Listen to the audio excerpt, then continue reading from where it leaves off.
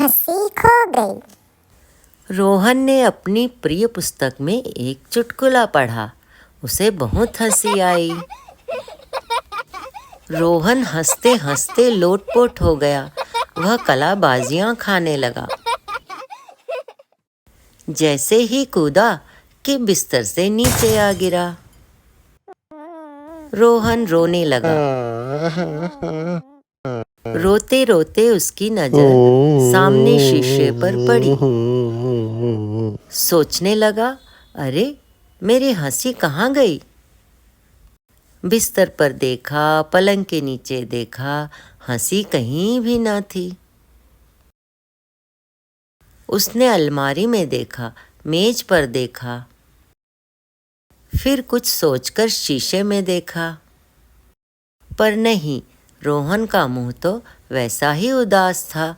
गालों पर आंसू भी थे। रोहन पुस्तक पढ़ रहा था। उसने सोचा, कहीं उसी में तो नहीं रह गई। पुस्तक पलटने लगा, पर हंसी न दिखी। अच्छा, तो कमरे से बाहर गई होगी। वह भागा भागा बाहर गया। आंगन में भी वह कहीं न मिली। माँ पिताजी के कमरे में भी नहीं थी। आंगन में अमरूद के पेड़ पर 2 तोते कच्चे अमरूद कुतर रहे थे। रोहन रोज तोतों से बातें करता था। आज उसे कुछ भी अच्छा नहीं लग रहा था। उसकी हंसी जो गायब हो गई थी। रोहन को ख्याल आया, माँ कहाँ है? वे मेरी हंसी जरूर ढूंढ देंगी। तभी घंटी बजी। रोहन दरवाजा खोलने भागा। सामने माँ खड़ी थी। वह मुस्कुराने लगा।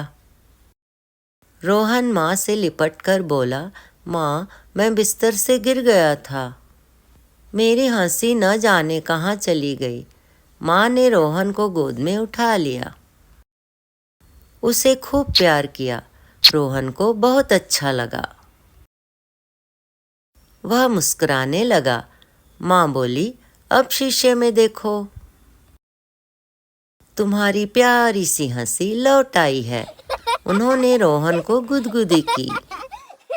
रोहन हंस पड़ा और बोला, मिल गई, मेरी हंसी मिल गई माँ। धन्यवाद।